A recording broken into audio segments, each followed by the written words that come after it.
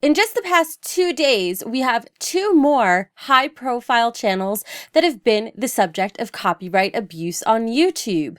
The first channel is I Hate Everything, who was subject to content ID abuse. And the second channel is TeamFourStar, who suffered at the hands of the DMCA takedown system. What can we do about this? YouTube, why does this keep happening? Let's find out. Boop-boop-ba-doop. Now, if you're one of my current subscribers, you're already probably quite familiar with fair use and YouTube's copyright systems because it's all we've been able to talk about for the past month.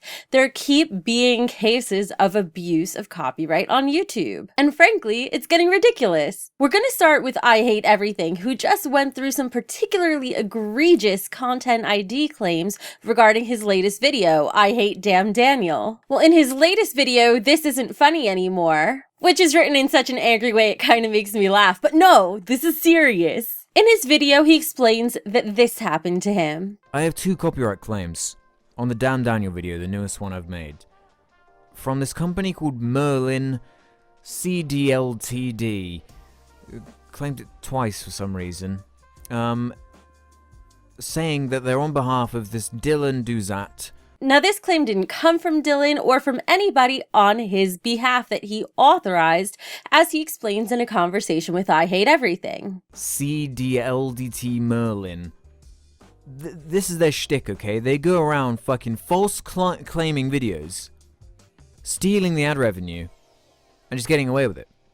Like, when you Google them, all of the results are just like, what, why are they, look, falsely claimed videos and taking the revenue. Not only is the claim false, because it's like this completely random part in the video that's like, it doesn't even have any music in it. Like, there's one part of the video that has no music whatsoever. So that part of a video that is being claimed for a sound recording doesn't even have any music in it at all. YouTube's content ID system even gives the option to remove a song when there's no song there. It is beyond outrageous because during the period where I Hate Everything is having his video claimed, he cannot make money from it. And if he didn't dispute that claim right away, let's say he was sick or out of town and he didn't notice, the entire time it was claimed, this company, Merlin, would be making that money instead of I Hate Everything. Now, I'm usually pretty calm and collected, but in the words of Peter Griffin, this really grinds my gears. As if the regular content ID claims weren't bad enough when they were actually recognizing the proper music, as if it didn't get abused badly enough that way, now they're claiming music that's not even there. Sounds that don't even exist. Are you kidding? Are you kidding? How are we enabling people to do this?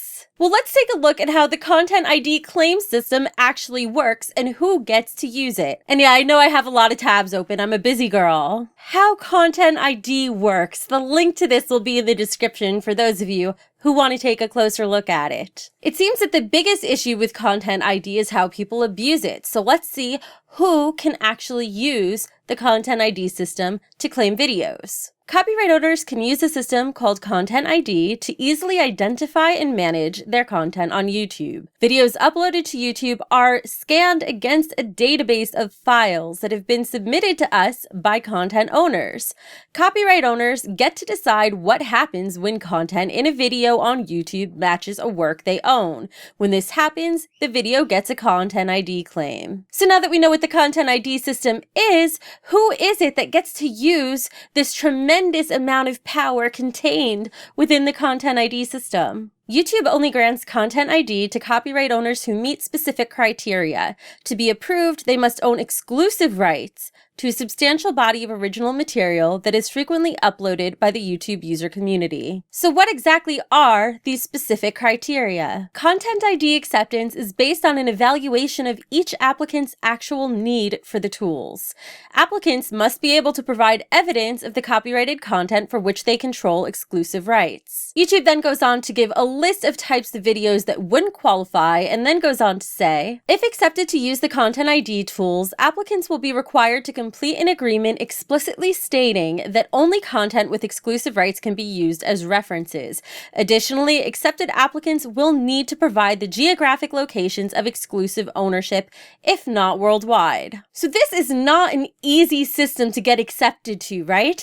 Unlike the DMCA takedown system, which Joe Schmo who lives down the street could use to abuse his neighbor who posts a video of his cat eating breakfast, this is something that you have to be a pretty substantial presence to be able to use.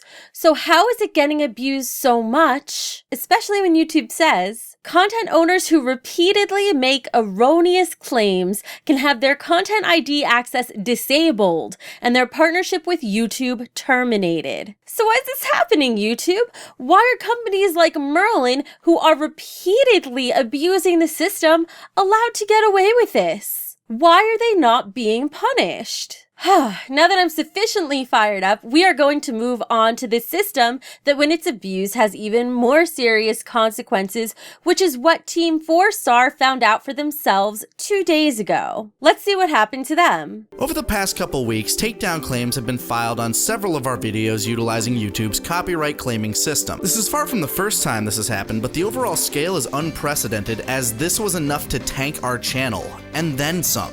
See, YouTube's 3-strike policy provides a 7-day grace period once the 3rd strike hits, allowing time for creators to respond and consolidate. However, we suffered 4 strikes, which bypasses the 7-day grace period entirely, and our channel went down immediately. Now, I literally just addressed this issue 5 days ago in my video on YouTube abuse and how to fix it. And there's a very simple fix for it, which is discussed in that video, which is linked below. There are easy solutions to both of these issues. With the Content ID system, the money can simply be held in escrow before being distributed to either party, so that the incentive for companies to abuse the system in order to just claim random videos and make that free YouTube money from it would be taken away. Companies like Merlin would lose all incentive to try to just claim some random video as theirs. And for the DMCA takedown system, which is what affected TeamFourStar, the solution is also simple. Take down the allegedly offending videos immediately, but don't issue copyright strikes immediately.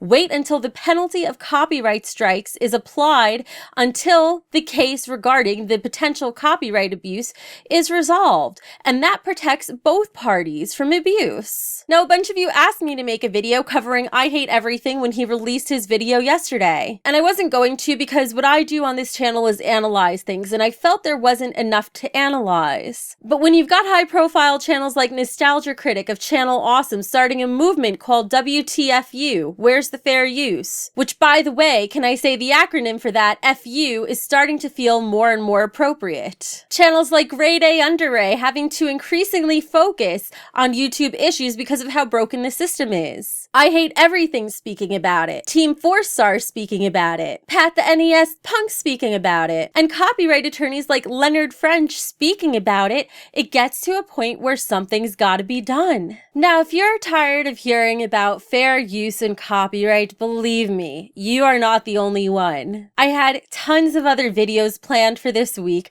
that I had to put aside because we can't seem to go for more than a day without a serious copyright issue happening within the community. And it's not just happening to small channels anymore.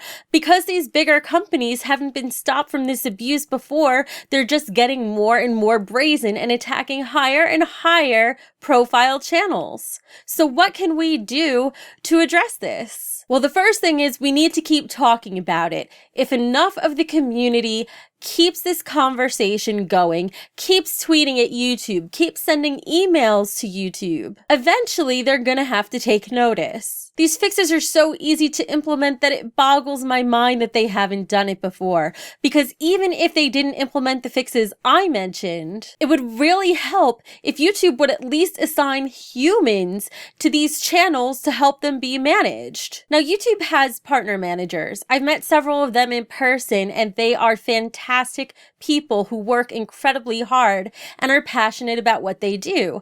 But there aren't enough of them. We need people monitoring these systems and people who are brainstorming ways to make it better. I'll leave links to all the videos I mentioned in the description below if you are interested in learning more. If you found this video insightful, share it. Keep talking about it. Don't let the message stop. It's the only way, through the power of numbers with all of us, that we are going to be heard. And don't forget to subscribe for more interesting news and analysis like this. You should watch this video too right now. But I'm going to tell you how anybody on YouTube can abuse the copyright system and why it is.